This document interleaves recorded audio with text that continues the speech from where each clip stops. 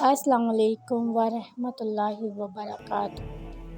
ناظرین، اس زمانے میں عرب کا دستور یہ تھا کہ جب ان کے ہاں کوئی بچہ ہوتا تو وہ دیہات سے آنے والی دائیوں کے حوالے کر دیتے تھے تاکہ دیہات میں بچے کی نشو و نما بہتر ہو اور وہ خالص عربی زبان سیکھ سکے۔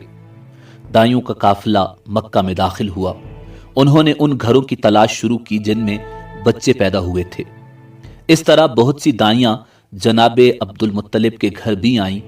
نبی کریم صلی اللہ علیہ وآلہ وسلم کو دیکھا، لیکن جب انہیں معلوم ہوا کہ یہ بچہ تو یتیم پیدا ہوا ہے تو اس خیال سے چھوڑ کر آگے بڑھ گئیں کہ یتیم بچے کے گھرانے سے انہیں کیا ملے گا۔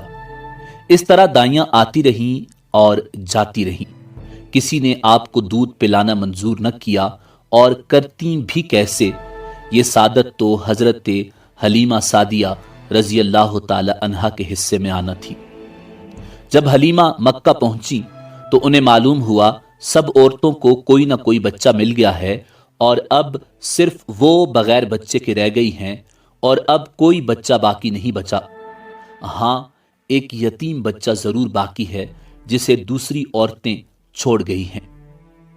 حلیمہ سعدیہ نے اپنے شوہر عبداللہ ابن حارث سے کہا، خدا کی قسم مجھے یہ بات بہت ناگوار گزر رہی ہے کہ میں بچے کے بغیر جاؤں، دوسری سب عورتیں بچے لے کر جائیں۔ یہ مجھے تانے دیں گی، اس لیے کیوں نہ ہم اسی یتیم بچے کو لے لیں۔ عبداللہ بن حارث بولے، کوئی حرج نہیں، ہو سکتا ہے اللہ اسی بچے کے ذریعے ہمیں خیر و برکت عطا فرما دیں۔ چنانچہ حضرت حلیمہ سعدیہ رضی اللہ تعالی عنہا جناب عبد المطلب رضی اللہ تعالی عنہ کے گھر گئیں۔ جناب عبد المطلب اور حضرت آمنہ سلام اللہ علیہا نے انہیں خوش آمدید کہا۔ پھر حضرت آمنہ رضی اللہ تعالی عنہا انہیں بچے کے پاس لے آئیں۔ آپ اس وقت ایک اونی چادر میں لپٹے ہوئے تھے۔ وہ چادر سفید رنگ کی تھی۔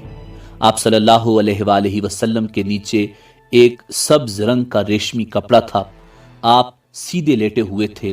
آپ کی سانس کی آواز کے ساتھ مشک کی سی خوشبو نکل کر پھیل رہی تھی۔ حضرت حلیمہ سعدیہ رضی اللہ تعالی عنہا آپ کے حسن و جمال کو دیکھ کر حیرت زدہ رہ گئیں۔ آپ اس وقت سوئے ہوئے تھے۔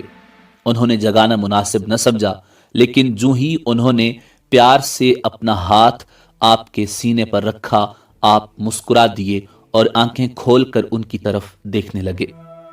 حضرت حلیمہ سعدیہ رضی اللہ تعالی عنہا فرماتی ہیں، میں نے دیکھا آپ کی آنکھوں سے ایک نور نکلا جو آسمان تک پہنچ گیا۔ میں نے آپ کو گود میں اٹھا کر آپ کی دونوں آنکھوں کے درمیانی جگہ پر پیار کیا۔ پھر میں نے آپ کی والدہ اور حضرت عبد المطلب سے اجازت چاہی، بچے کے لیے قافلے میں آئی۔ میں نے آپ کو دودھ پلانے کے لیے گود میں لٹایا تو آپ دائیں طرف سے دودھ پینے لگے۔ پہلے میں نے بائیں طرف سے دودھ پلانا چاہا، لیکن آپ نے اس طرف سے دودھ نہ پیا۔ دائیں طرف سے آپ فوراً دودھ پینے لگے۔ بعد میں بھی آپ کی یہی عادت رہی، آپ صرف دائیں طرف سے دودھ پیتے رہے، بائیں طرف سے میرا بچہ دودھ پیتا رہا۔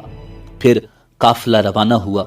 حلیمہ سعدیہ رضی اللہ تعالی عنہا فرماتی ہیں، میں اپنے خچر پر سوار ہوئی، آپ کو ساتھ لے لیا۔ اب جو ہمارا خچر چلا تو اس قدر تیز چلا کہ اس نے پورے قافلے کی سواریوں کو پیچھے چھوڑ دیا۔ پہلے وہ مریل ہونے کی بنا پر سب سے پیچھے رہتا تھا۔ میری خواتین ساتھی حیرانگی سے مخاطب ہوئیں، اے حلیمہ، یہ آج کیا ہو رہا ہے؟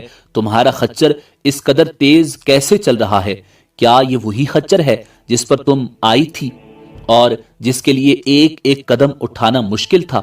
جواب میں نے ان سے کہا، بے شک یہ وہی خچر ہے، اللہ کی قسم اس کا معاملہ عجیب ہے۔ پھر یہ لوگ بنو سعد کی بستی پہنچ گئے۔ ان دنوں یہ علاقہ خشک اور قحط زدہ تھا۔ حلیمہ سعدیہ رضی اللہ تعالی عنہا فرماتی ہیں، اس شام جب ہماری بکریاں چر کر واپس آئیں تو ان کے تھن دودھ سے بھرے تھے، جبکہ اس سے پہلے ایسا نہیں تھا۔ ان میں سے دودھ بہت کم اور بہت مشکل سے نکلتا تھا۔ ہم نے اس دن اپنی بکریوں کا دودھ دوہا تو ہمارے سارے برتن بھر گئے، اور ہم نے جان لیا کہ یہ ساری برکت اس بچے کی وجہ سے ہے۔ آس پاس کی عورتوں میں بھی یہ بات پھیل گئی۔ ان کی بکریاں بدستور بہت کم دودھ دے رہی تھیں۔ غرض ہمارے گھر میں ہر طرف ہر چیز میں برکت نظر آنے لگی۔ दूसरे लोग ताज्जुब में रहे। इस तरह 2 माह गुजर गए। 2 माह ही में आप चलने फिरने लगे। आप 8 माह के हुए तो बातें करने लगे और आप सल्लल्लाहु अलैहि वसल्लम की बातें समझ में आती थी। 9 माह की उम्र में तो आप सल्लल्लाहु अलैहि वसल्लम बहुत साफ गुफ्तगू करने लगे। उस दौरान आपकी बहुत सी बरक़ात देखने में आई। हलीमा सादिया रजी अल्लाह ताला अन्हा फरमाती हैं, जब मैं आपको अपने घर ले आई तो बनु साद का कोई घराना ऐसा न था जिससे मुश्क की खुशबू न आती हो। इस तरह सब लोग आपसे मोहब्बत करने लगे। जब हमने आपका दूध छुड़ाया तो आपकी जुबान मुबारक से ये अल्फाज निकले, अल्लाहु अकबर कबीरा वल्हम्दुलिल्लाहि कसीरा व सुब्हानल्लाहि बुकरतन व असीला, यानी अल्लाह ताला बहुत बड़ा है, अल्लाह ताला के लिए बेहद तारीफ है और उसके लिए सुबह शाम पाकी है। फिर जब आप सल्लल्लाहु अलैहि वसल्लम 2 साल के हो गए तो हम आपको लेकर आपकी वालदा के पास आए। उस उम्र को पहुंचने के बाद बच्चों को माँ बाप के हवाले कर दिया जाता था। उधर हम आपकी बरक़ात देख चुके थे और हमारी आरजू थी कि अभी आप कुछ और मुद्दत हमारे पास रहें। चुनाचे हमने इस बारे में आप सल्लल्लाहु अलैहि वसल्लम की वालदा से बात की। उनसे यूं कहा, आप हमें इजाज़त दीजिए कि हम बच्चे को 1 साल और अपने पास रखें। मैं डरती हूं कहीं इस पर मक्का की बीमारियों और आबो हवा का असर न हो जाए। जब हमने उनसे बारहा ये कहा तो हजरत आमना सलामुल्लाह अलैहा मान गईं और हम आपको फिर अपने घर ले आए। जब आप सल्लल्लाहु अलैहि वसल्लम कुछ बड़े हो गए तो बाहर निकलकर बच्चों को देखते थे, वो आपको खेलते नजर आते। आप सल्लल्लाहु अलैहि वसल्लम उनके नजदीक न जाते। एक रोज आपने मुझसे पूछा, अम्मी जान क्या बात है, दिन में मेरे भाई बहन नजर नहीं आते?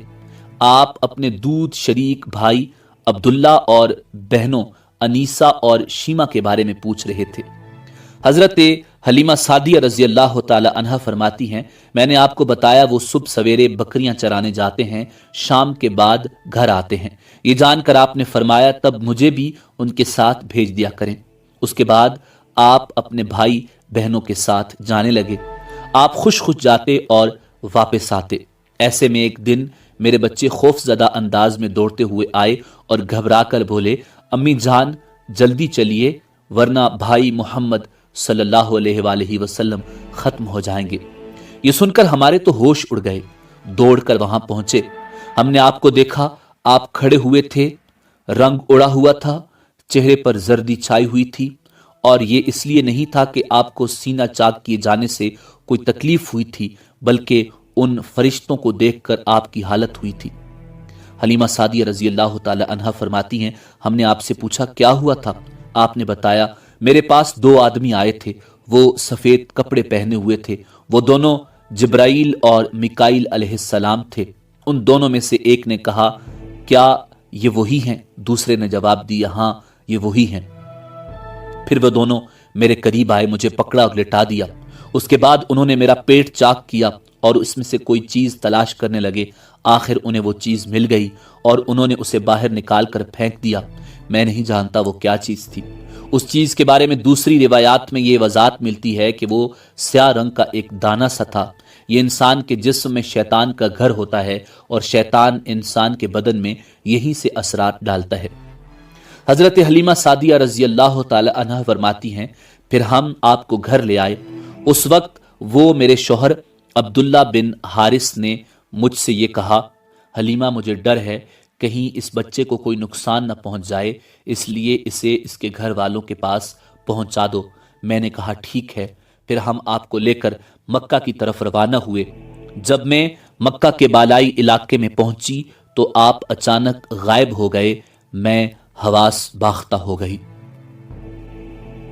हलीमा सादिया फरमाती हैं, मैं परेशानी की हालत में मक्का पहुंची। आपके दादा अब्दुल मुत्तलिब के पास पहुंचते ही मैंने कहा, मैं आज रात मोहम्मद सल्लल्लाहु अलैहि वसल्लम को लेकर आ रही थी।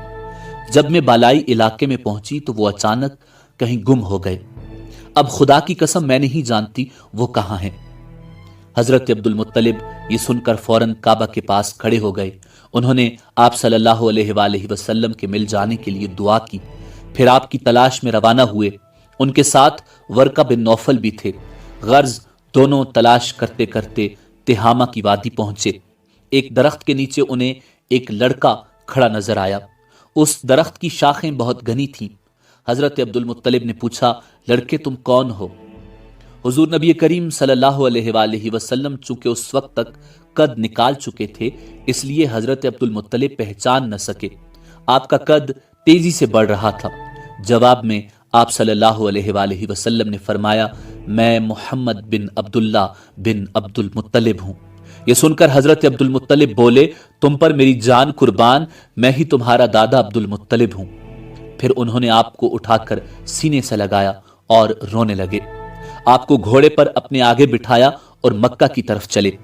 گھر آ کر انہوں نے بکریاں اور گائیں ذبح کی اور مکے والوں کی دعوت کی۔ آپ کے مل جانے کے بعد حضرت حلیمہ سعدیہ رضی اللہ تعالی عنہا حضرت آمنہ سلام اللہ علیہا کے پاس آئیں تو انہوں نے پوچھا، حلیمہ اب آپ بچے کو کیوں لے آئیں؟ آپ کی تو خواہش تھی کہ یہ ابھی آپ کے پاس رہے۔ انہوں نے جواب دیا، اب یہ بڑے ہو گئے ہیں اور اللہ کی قسم میں اپنی ذمہ داری پوری کر چکی ہوں۔ میں خوف محسوس کرتی ہوں کہیں انہیں کوئی حادثہ نہ پیش آ جائے، لہٰذا انہیں آپ کے سپرد کرتی ہوں۔ حضرت آمنہ کو یہ جواب سن کر حیرت ہوئی، بولی، مجھے سچ سچ بتاؤ ماجرا کیا ہے؟ تب انہوں نے سارا حال کہہ سنایا۔ حلیمہ سعدیہ نے دراصل کئی عجیب و غریب واقعات دیکھے تھے۔ ان واقعات کی وجہ سے وہ بہت پریشان ہو گئی تھی۔ پھر سینہ مبارک چاک کیے جانے والا واقعہ پیش آیا تو آپ کو فوری طور پر واپس کرنے پر مجبور ہوئیں۔ وہ چند واقعات حضرت حلیمہ سعدیہ رضی اللہ تعالی عنہا اس طرح بیان فرماتی ہیں، ایک مرتبہ یہودیوں کی ایک جماعت میرے پاس سے گزری۔ یہ لوگ آسمانی کتاب تورات کو ماننے کا دعویٰ کرتے تھے۔ میں نے ان سے کہا، کیا آپ لوگ میرے اس بیٹے کے بارے میں کچھ کہہ سکتے ہو؟ ساتھ ہی میں نے حضور نبی اکرم صلی اللہ علیہ وآلہ وسلم کی پیدائش کے بارے میں انہیں تفصیلات سنائیں۔ یہودی تفصیلات سن کر آپس میں کہنے لگے، اس بچے کو قتل کر دینا چاہیے۔ یہ کہہ کر انہوں نے پوچھا، کیا یہ بچہ یتیم ہے؟ میں نے ان کی بات سن لی تھی کہ وہ ان کے قتل کا ارادہ کر رہے ہیں، سو میں نے جلدی سے اپنے شوہر کی طرف اشارہ کرتے ہوئے کہا، نہیں، یہ رہے اس بچے کے باپ۔ تب انہوں نے کہا، اگر یہ بچہ یتیم ہوتا تو ہم ضرور اسے قتل کر دیتے۔ یہ بات انہوں نے اس لیے کہی کہ انہوں نے پرانی کتابوں میں پڑھ رکھا تھا کہ آخری نبی صلی اللہ علیہ وآلہ وسلم آنے والے ہیں، ان کا دین سارے عالم میں پھیل جائے گا، ہر طرف ان کا بول بالا ہوگا، ان کی پیدائش اور بچپن کی یہ علامات ہوں گی اور یہ کہ وہ یتیم ہوں گے۔ اب چونکہ ان سے حلیمہ سعدیہ رضی اللہ تعالی عنہا نے یہ کہہ دیا کہ یہ بچہ یتیم نہیں ہے تو انہوں نے خیال کر لیا کہ یہ وہ بچہ نہیں ہے۔ اس طرح انہوں نے بچے کو قتل کرنے کا ارادہ ترک کر دیا۔ اسی طرح ان کے ساتھ یہ واقعہ پیش آیا، ایک مرتبہ وہ آپ کو عکاظ کے میلے میں لے آئیں۔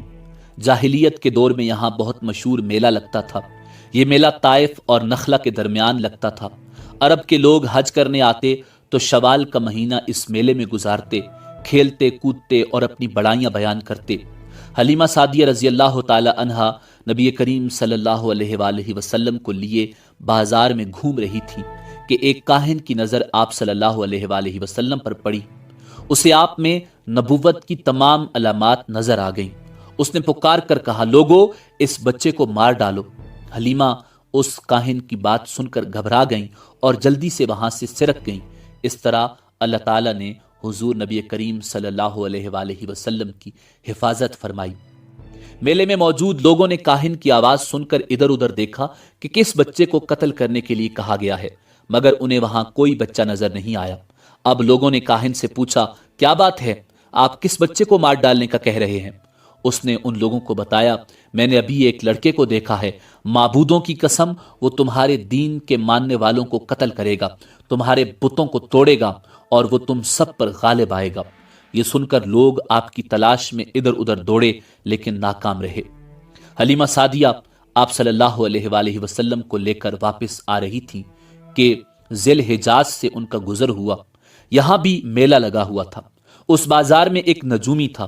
لوگ اس کے پاس اپنے بچوں کو لے کر آتے تھے، وہ بچوں کو دیکھ کر ان کی قسمت کے بارے میں اندازے لگاتا تھا۔ حلیمہ سعدیہ اس کے نزدیک سے گزری تو نجومی کی نظر حضور نبی اکرم صلی اللہ علیہ وآلہ وسلم پر پڑی۔ نجومی کو آپ صلی اللہ علیہ وآلہ وسلم کی مہر نبوت نظر آ گئی، ساتھ ہی آپ صلی اللہ علیہ وآلہ وسلم کی آنکھوں کی خاص سرخی اس نے دیکھ لی۔ وہ چلا اٹھا، اے عرب کے لوگو، اس لڑکے کو قتل کر دو، یہ یقیناً تمہارے دین کے ماننے والوں کو قتل کرے گا، تمہارے بتوں کو توڑے گا اور تم پر غالب آئے گا۔ یہ کہتے ہوئے وہ آپ کی طرف جھپٹا، لیکن اسی وقت وہ پاگل ہو گیا اور اسی پاگل پن میں مر گیا۔ ایک اور واقعہ سیرت ابن حشام میں ہے کہ حبشہ کے عیسائیوں کی ایک جماعت حضور نبی کریم صلی اللہ علیہ وآلہ وسلم کے پاس سے گزری۔ اس وقت آپ صلی اللہ علیہ وآلہ وسلم حضرت حلیمہ سعدیہ کے ساتھ تھے اور وہ آپ کو آپ کی والدہ کے حوالے کرنے جا رہی تھیں۔ ان عیسائیوں نے آپ صلی اللہ علیہ وآلہ وسلم کے کاندھوں کے درمیان مہر نبوت کو دیکھا اور آپ صلی اللہ علیہ وآلہ وسلم کی آنکھوں کی سرخی کو بھی دیکھا۔ انہوں نے حلیمہ سعدیہ سے پوچھا، کیا اس بچے کی آنکھوں میں کوئی تکلیف ہے؟ انہوں نے جواب دیا، نہیں، کوئی تکلیف نہیں، یہ سرخی تو ان کی آنکھوں میں قدرتی ہے۔ ان عیسائیوں نے کہا، تب اس بچے کو ہمارے حوالے کر دو، ہم اسے اپنے ملک لے جائیں گے، یہ بچہ پیغمبر اور بڑی شان والا ہے، ہم اس کے بارے میں سب کچھ جانتے ہیں۔ حلیمہ سعدیہ یہ سنتے ہی وہاں سے جلدی سے دور چلی گئی، یہاں تک کہ آپ صلی اللہ علیہ وآلہ وسلم کو آپ کی والدہ حضرت آمنہ سلام اللہ علیہا کے پاس پہنچا دیا۔ ان واقعات کے بعد حضرت حلیمہ سعدیہ اور ان کے شوہر نے فیصلہ کیا کہ اب بچے محمد صلی اللہ علیہ وآلہ وسلم کو اپنے پاس نہیں رکھنا چاہیے۔ جب حضرت حلیمہ سعدیہ نے آپ صلی اللہ علیہ وآلہ وسلم کو حضرت آمنہ کے حوالے کیا، اس وقت آپ کی عمر مبارک 4 سال تھی۔ ایک روایت یہ ملتی ہے کہ اس وقت عمر 5 سال تھی، ایک تیسری روایت کے مطابق عمر مبارک 6 سال ہو چکی تھی۔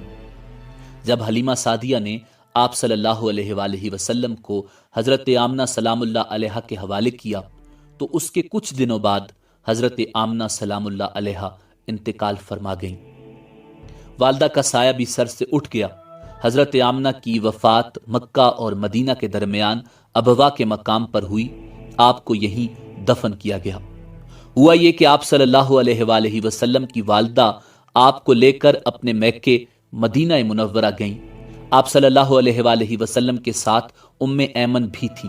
ایمن کہتی ہیں، ایک دن مدینہ کے 2 یہودی میرے پاس آئے اور بولے، ذرا محمد کو ہمارے سامنے لاؤ، ہم انہیں دیکھنا چاہتے ہیں۔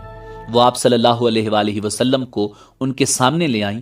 انہوں نے اچھی طرح دیکھا، پھر ایک نے اپنے ساتھی سے کہا، یہ اس امت کا نبی ہے، یہ شہر ان کی ہجرت گاہ ہے، یہاں زبردست جنگ ہوگی، قیدی پکڑے جائیں گے۔ آپ صلی اللہ علیہ وآلہ وسلم کی والدہ کو یہودیوں کی اس بات کا پتہ چلا تو آپ ڈر گئیں اور آپ کو لے کر مکہ کی طرف روانہ ہوئیں، مگر راستے ہی میں ابوا کے مقام پر وفات پا گئیں۔ ایک روز بنو مدلج کے کچھ لوگ حضرت عبد المطلب سے ملنے کے لیے آئے۔ ان کے پاس اس وقت حضور نبی کریم صلی اللہ علیہ وآلہ وسلم بھی تشریف فرما تھے۔ مدلج کے لوگوں نے آپ کو دیکھا۔ یہ لوگ قیافہ شناس تھے۔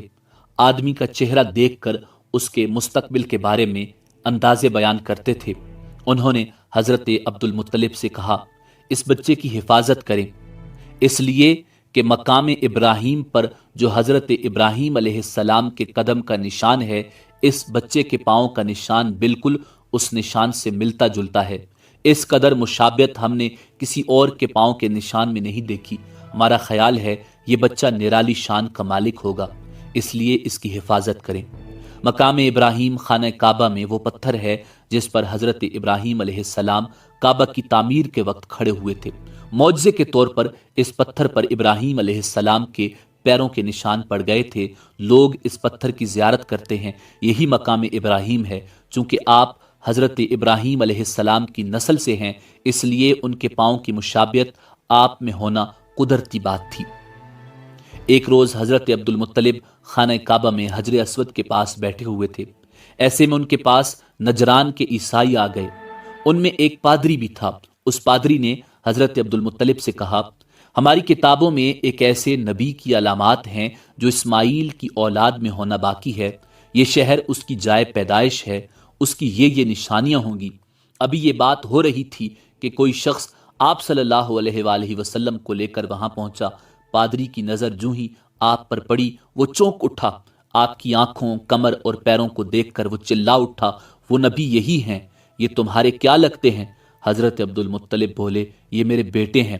اس پر وہ پادری بولا، او تب یہ وہ نہیں، اس لیے کہ ہماری کتابوں میں لکھا ہے کہ اس کے والد کا انتقال اس کی پیدائش سے پہلے ہو جائے گا۔ یہ سن کر حضرت عبد المطلب بولے، یہ دراصل میرا پوتا ہے، اس کے باپ کا انتقال اس وقت ہو گیا تھا جب یہ پیدا بھی نہیں ہوا تھا۔ اس پر پادری بولا، ہاں یہ بات ہوئی نا، آپ اس کی پوری طرح حفاظت کریں۔ حضرت عبد المطلب کی آپ سے محبت کا یہ عالم تھا کہ کھانا کھانے بیٹھتے تو کہتے، میرے بیٹے کو لے آؤ۔ آپ تشریف لاتے تو حضرت عبد المطلب آپ کو اپنے پاس بٹھاتے، آپ کو اپنے ساتھ کھلاتے۔ بہت زیادہ عمر والے ایک صحابی حیدر بن معاویہ رضی اللہ تعالی عنہ کہتے ہیں، میں ایک مرتبہ اسلام سے پہلے جاہلیت کے زمانے میں حج کے لیے مکہ معظمہ پہنچا، وہاں بیت اللہ کا طواف کر رہا تھا۔ میں نے ایک ایسے شخص کو دیکھا جو بہت بوڑھا اور بہت لمبے قد کا تھا۔ وہ بیت اللہ کا طواف کر رہا تھا اور کہہ رہا تھا، اے میرے پروردگار، میری سواری کو محمد کی طرف پھیر دے اور اسے میرا دست و بازو بنا۔ میں نے اس بوڑھے کو جب یہ شعر پڑھتے سنا تو لوگوں سے پوچھا، یہ کون ہے؟ لوگوں نے بتایا، یہ عبد المطلب بن ہاشم ہیں۔ انہوں نے اپنے پوتے کو اپنے ایک اونٹ کی تلاش میں بھیجا ہے، وہ اونٹ گم ہو گیا ہے، اور وہ پوتا ایسا ہے جب بھی کسی گمشدہ چیز کی تلاش میں اسے بھیجا جاتا ہے تو وہ چیز لے کر ہی آتا ہے۔ پوتے سے پہلے یہ اپنے بیٹوں کو اس اونٹ کی تلاش میں بھیج چکے ہیں، لیکن وہ ناکام لوٹے ہیں۔ اب چونکہ پوتے کو گئے ہوئے دیر ہو گئی ہے، اس لیے پریشان ہیں اور دعا مانگ رہے ہیں۔ تھوڑی ہی دیر گزری تھی کہ میں نے دیکھا کہ آپ صلی اللہ علیہ وآلہ وسلم اونٹ کو لیے تشریف لا رہے ہیں۔ حضرت عبد المطلب نے آپ کو دیکھ کر کہا، میرے بیٹے، میں تمہارے لیے اس قدر فکر مند ہو گیا تھا کہ شاید اس کا اثر کبھی میرے دل سے نہ جائے۔ حضرت عبد المطلب کی بیوی کا نام رقیہ بنت ابو سیفی تھا۔ وہ کہتی ہیں، قریش کئی سال سے سخت قحط سالی کا شکار تھے، بارشیں بالکل بند تھیں، سب لوگ پریشان تھے۔ اسی زمانے میں نے ایک خواب دیکھا، کوئی شخص خواب میں کہہ رہا تھا، اے قریش کے لوگوں، تم میں ایک نبی ظاہر ہونے والا ہے، اس کے ظہور کا وقت آ گیا ہے، اس کے ذریعے تمہیں زندگی ملے گی، یعنی خوب بارشیں ہوں گی، سرسبزی اور شادابی ہوگی۔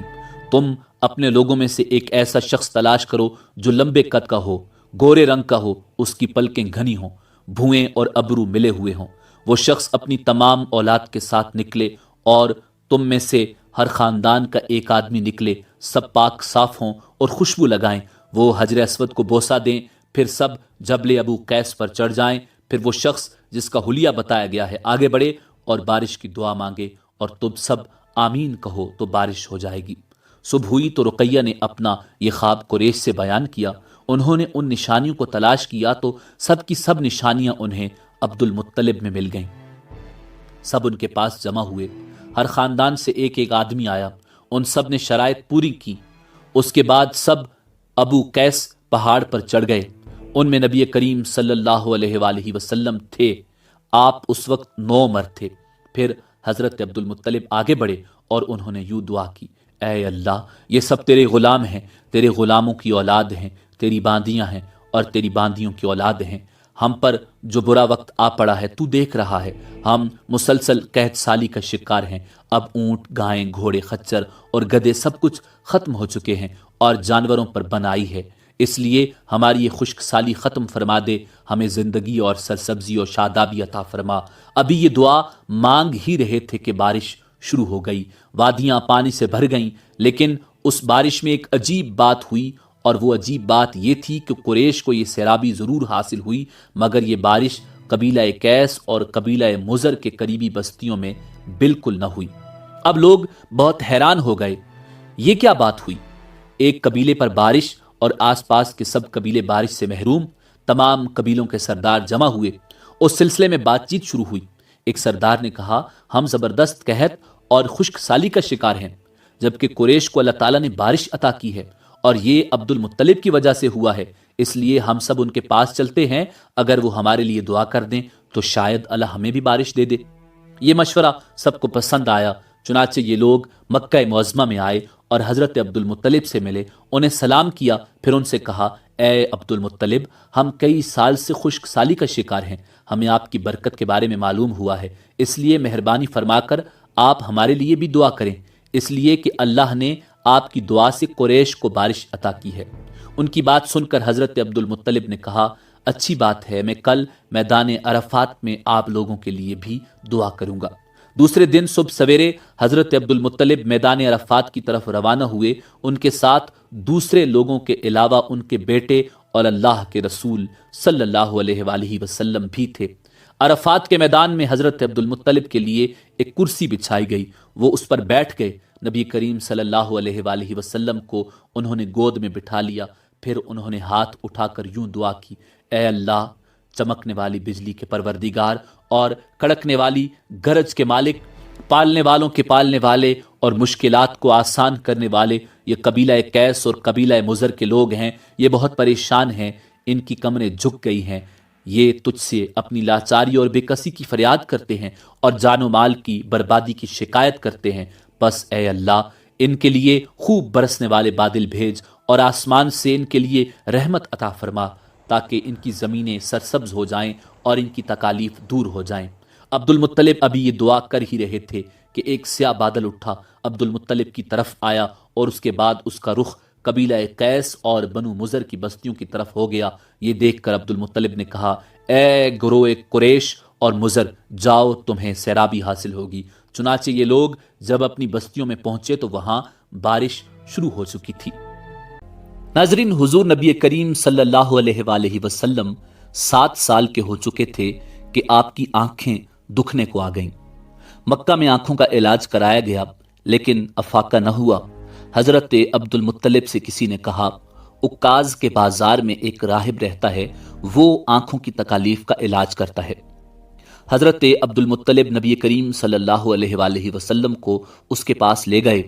اس کی عبادت گاہ کا دروازہ بند تھا، انہوں نے اسے آواز دی، راہب نے کوئی جواب نہ دیا۔ اچانک عبادت گاہ میں شدید زلزلہ آیا، راہب ڈر گیا کہ کہیں عبادت خانہ اس کے اوپر نہ گر پڑے، اس لیے فوراً باہر نکل آیا۔ اب اس نے جب حضور نبی کریم صلی اللہ علیہ وآلہ وسلم کو دیکھا تو چونک اٹھا، اس نے کہا، اے عبد المطلب، یہ لڑکا اس امت کا نبی ہے، اگر میں باہر نہ نکل آتا تو یہ عبادت گاہ ضرور مجھ پر گر پڑتی، اس لڑکے کو فوراً واپس لے جاؤ اور اس کی حفاظت کرو، کہیں یہودیوں یا عیسائیوں میں سے اسے کوئی قتل نہ کر دے۔ پھر اس نے کہا، اور رہی بات ان کی آنکھوں کی، تو آنکھوں کی دعا تو خود ان کے پاس موجود ہے۔ حضرت عبد المطلب یہ سن کر حیران ہوئے اور بولے، ان کے اپنے پاس ہے؟ میں سمجھا نہیں۔ تو راہب کہنے لگا، ان کا لعاب دہن ان کی آنکھوں میں لگائیں۔ ایسا ہی کیا گیا، آنکھیں فوراً ٹھیک ہو گئیں۔ ناظرین، پرانی آسمانی کتابوں میں حضور نبی رحمت صلی اللہ علیہ وآلہ وسلم کی بہت سی نشانیاں موجود تھیں جن کی تفصیل انتہائی دلچسپ ہے۔ یمن میں ایک قبیلہ حمیر تھا، وہاں ایک شخص سیف بن یزن تھا، وہ سیف حمیری کہلاتا تھا۔ کسی زمانے میں اس کے باپ دادا یمن پر حکومت کرتے تھے، لیکن پھر حبشیوں نے یمن پر حملہ کیا اور یمن پر قبضہ کر لیا۔ وہاں حبشیوں کی حکومت ہو گئی۔ 70 سال تک یمن حبشیوں کے قبضے میں رہا۔ جب یہ سیف بڑا ہوا تو اس کے اندر اپنے باپ دادا کا ملک آزاد کروانے کی امنگ پیدا ہوئی۔ اس نے ایک فوج تیار کی، اس فوج کے ذریعے حبشیوں پر حملہ کیا اور انہیں یمن سے بھگا دیا۔ اس طرح سیف باپ دادا کے ملک کو آزاد کرانے میں کامیاب ہو گیا، وہاں کا بادشاہ بن گیا۔ یہ یمن عرب کا علاقہ تھا جب اس پر حبشیوں نے قبضہ کیا تھا، تو عربوں کو بہت افسوس ہوا۔ 70 سال بعد جب یمن کے لوگوں نے حبشیوں کو باہر کیا تو عربوں کو بہت خوشی ہوئی۔ ان کی خوشی کی ایک وجہ تو یہ تھی کہ انہی حبشیوں نے ابرہہ کے ساتھ مکہ پر چڑھائی کی تھی۔ چاروں طرف سے عربوں کے وفد سیف کو مبارکباد دینے کے لیے آنے لگے۔ قریش کا بھی ایک وفد مبارک دینے کے لیے گیا۔ اس وفد کے سردار حضرت عبد المطلب تھے۔ یہ وفد جب یمن پہنچا تو سیف اپنے محل میں تھا، اس کے سر پر تاج تھا، سامنے تلوار رکھی تھی اور حمیری سردار اس کے دائیں بائیں بیٹھے تھے۔ سیف کو قریش کے وفد کی آمد کے بارے میں بتایا گیا، اسے یہ بھی بتایا گیا کہ یہ لوگ کس رتبے کے مالک ہیں۔ اس نے ان لوگوں کو آنے کی اجازت دے دی۔ یہ وفد دربار میں پہنچا، حضرت عبد المطلب آگے بڑھ کر اس کے سامنے جا کھڑے ہوئے، انہوں نے بات کرنے کی اجازت چاہی۔ سیف نے کہا، اگر تم بادشاہوں کے سامنے بولنے کے آداب سے واقف ہو تو ہماری طرف سے اجازت ہے۔ تب حضرت عبد المطلب نے کہا، اے بادشاہ، ہم کعبہ کے خادم ہیں، اللہ کے گھر کے محافظ ہیں، ہم آپ کو مبارکباد دینے آئے ہیں۔ یمن پر حبشی حکومت ہمارے لیے بھی بوجھ بنی ہوئی تھی، آپ کو مبارک ہو۔ آپ کے اس کارنامے سے آپ کے بزرگوں کو بھی عزت ملے گی اور آنے والی نسلوں کو بھی وقار حاصل ہوگا۔ سیف ان کے الفاظ سن کر بہت خوش ہوا، بے اختیار بول اٹھا، اے شخص، تم کون ہو؟ کیا نام ہے تمہارا؟ انہوں نے کہا، میرا نام عبد المطلب بن ہاشم ہے۔ سیف نے ہاشم کا نام سن کر کہا، تب تو تم ہماری بہن کے بیٹے ہو۔ عبد المطلب کی والدہ مدینے کے قبیلے خزرج کی تھیں اور خزرج کا قبیلہ دراصل یمن کا تھا، اس لیے سیف نے ہاشم کا نام سن کر کہا، تب تو تم ہماری بہن کے بیٹے ہو۔ پھر اس نے کہا، ہم آپ سب کو خوش آمدید کہتے ہیں، آپ کے جذبات کی قدر کرتے ہیں۔ اس کے بعد قریش کے وفد کو سرکاری مہمان خانے میں ٹھہرا دیا گیا، ان کی خوب خاطر مدارت کی گئی، یہاں تک کہ 1 ماہ گزر گیا۔ 1 ماہ کی مہمان نوازی کے بعد سیف نے انہیں بلایا۔ حضرت عبد المطلب کو اپنے پاس بلا کر اس نے کہا، اے عبد المطلب، میں اپنے علم کے پوشیدہ رازوں میں سے ایک راز تمہیں بتا رہا ہوں، تمہارے علاوہ کوئی اور ہوتا تو میں ہرگز نہ بتاتا۔ تم اس راز کو اس وقت تک راز ہی رکھنا جب تک کہ خود اللہ تعالیٰ اس راز کو ظاہر نہ فرما دے۔ ہمارے پاس ایک پوشیدہ کتاب ہے، وہ پوشیدہ رازوں کا ایک خزانہ ہے، ہم دوسروں کو اس سے چھپا کر رکھتے ہیں۔ میں نے اس کتاب میں ایک بہت عظیم الشان خبر اور ایک بڑے خطرے کے بارے میں پڑھ لیا ہے، اور وہ آپ کے بارے میں ہے۔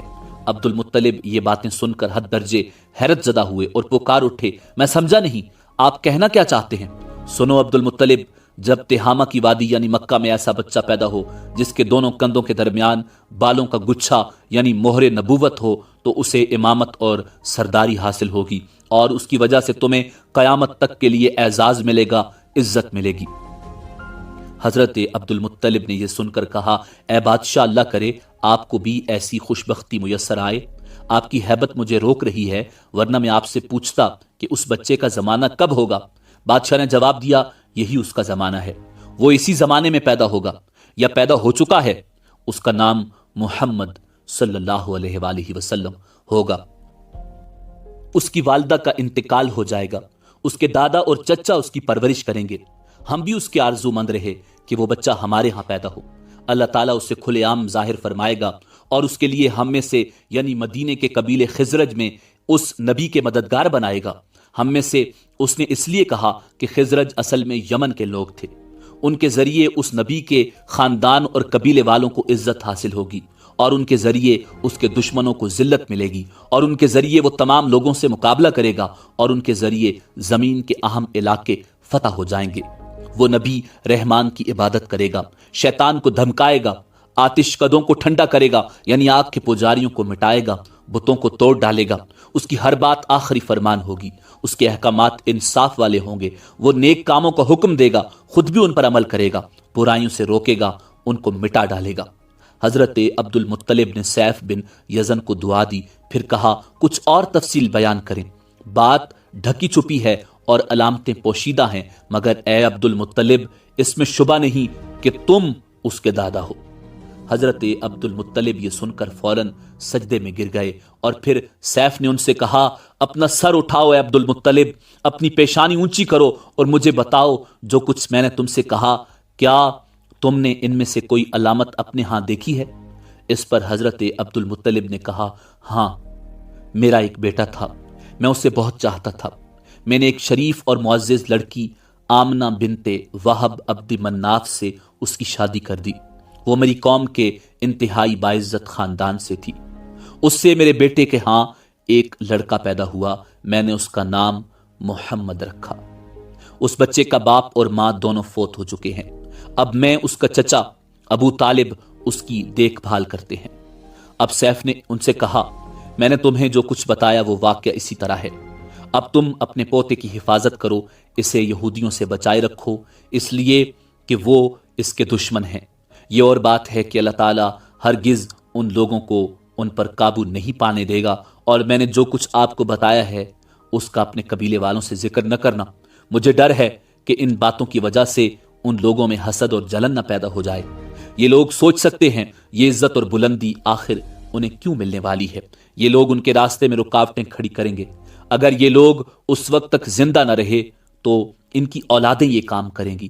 اگر مجھے یہ معلوم نہ ہوتا کہ اس نبی کے ظہور سے پہلے ہی مجھے موت آ لے گی تو میں اپنے اونٹوں اور قافلے کے ساتھ روانہ ہوتا اور ان کی سلطنت کے مرکز یثرب پہنچتا، کیونکہ میں اس کتاب میں یہ بات پاتا ہوں کہ شہر یثرب ان کی سلطنت کا مرکز ہوگا، ان کی طاقت کا سرچشمہ ہوگا، ان کی مدد اور نصرت کا ٹھکانہ ہوگا، اور ان کی وفات کی جگہ ہوگی، اور انہیں دفن بھی یہیں کیا جائے گا۔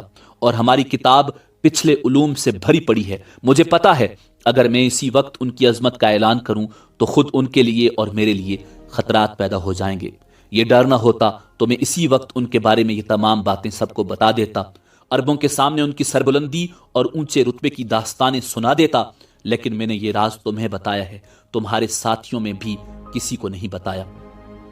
اس کے بعد اس نے حضرت عبد المطلب کے ساتھیوں کو بلایا، ان میں سے ہر ایک کو 10 حبشی غلام، 10 حبشی باندیاں اور دھاری دار یمنی چادریں، بڑی مقدار میں سونا چاندی، 100 اونٹ اور عنبر کے بھرے ڈبے دیے۔ پھر حضرت عبد المطلب کو اس سے 10 گنا زیادہ دیا اور بولا، سال گزرنے پر میرے پاس ان کی خبر لے کر آنا اور ان کے حالات مجھے بتانا۔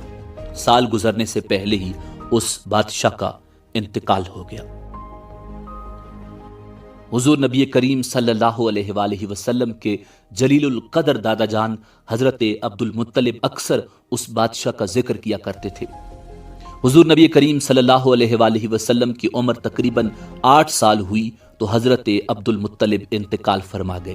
اس طرح ایک عظیم سرپرست کا ساتھ چھوٹ گیا۔ اس وقت حضرت عبد المطلب کی عمر مبارک 95 برس تھی۔ تاریخ کی بعض کتابوں میں ان کی عمر اس سے بھی زیادہ لکھی ہوئی ہے۔ جس وقت حضرت عبد المطلب کا انتقال ہوا، حضور نبی کریم ان کی چارپائی کے پاس موجود تھے۔ آپ صلی اللہ علیہ وآلہ وسلم زار و قطار رونے لگے۔ حضرت عبد المطلب کو عجون کے مقام پر ان کے دادا قصی کے پاس دفن کیا گیا۔ مرنے سے پہلے انہوں نے نبی کریم صلی اللہ علیہ وآلہ وسلم کو اپنے بیٹے حضرت ابو طالب کے سپرد کیا۔